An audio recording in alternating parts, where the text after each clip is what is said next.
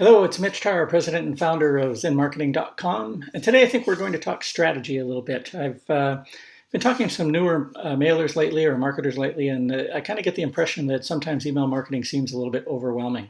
So I thought I would just give you a little bit of foundation or a little bit of structure to help keep your email marketing campaigns in check and to help keep you focused.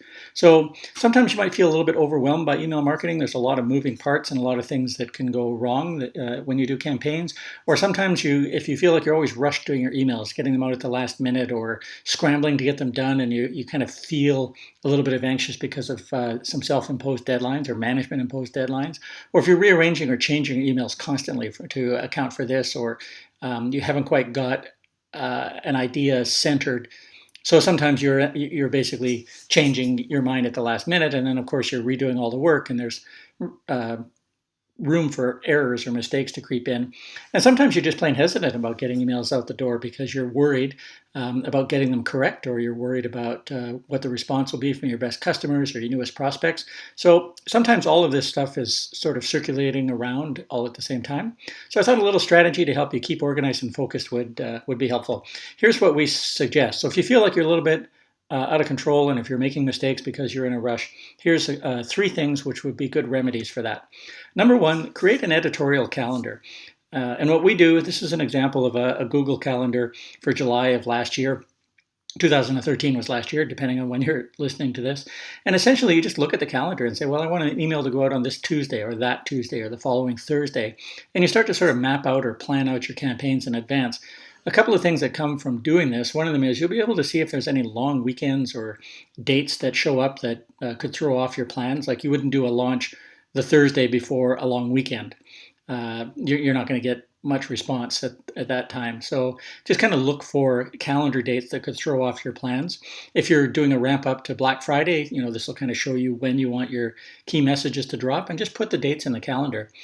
The other thing that this will do is it'll help you to find or discover conflicts with other events going on in your organization. So if you're running trade shows or participating in trade shows or doing clearance sales or starting or finishing different other marketing campaigns, this will allow you to look for conflicts and make sure your email fits in and is supportive as opposed to is in conflict with your other events. And the third thing it will do is allows you to plan. If you've got an email going out this Thursday, you know that you just back up a day or two, and that's when you're going to do your copy and creative. You're not rushing to get it together at the last minute. If you are thinking of making changes, you basically know when you're going to be making those changes because you're doing, you're 2 days ahead of yourself. So you're going to basically buy yourself some breathing space. And all this just comes from putting a calendar in place and mapping your email campaigns in advance. We usually like to look ahead 2 or 3 months. That sort of gives you a good sense of what's coming up and still allows you to make changes and accommodate things that are going on in the short term as well. So that's the first thing you can do to sort of settle yourself down. Get an editorial calendar. It will keep you focused. The second thing is to plan your metrics. What are the actual things in the email that you're trying to measure? What is it that you want? If you're looking for something, very simple, straight up, like I want more revenue, then work it backwards. Where does the revenue come from? A good example is if you're an e-commerce company, and I have several clients that are just like that, take a look at the products that you're offering in your emails. If you are using promotions to your existing list and you're running your promotions and offering a discount, don't necessarily do that on low margin products or low price products. Find higher price products or higher margin products and make sure that you have the ability to essentially zone in on this piece by doing better product selection. If you're looking for straight conversions, like if you want people to sign up for a webinar, if you want them to attend an event like your next trade show, basically think in advance what you're trying to measure, what you're trying to accomplish. That will help you stay focused. So you're not just sending emails for sending sake. You're not just sending a newsletter because you promised yourself you'd get one out. Every newsletter suddenly has a purpose, and you're trying to decide, well, if I want this newsletter to be seen by the most amount of people, then you're starting to look towards your open rates as the metric that you're driving, and you'll start to review the metric and discover whether you're doing a better job as month to month goes by. That helps you to stay focused.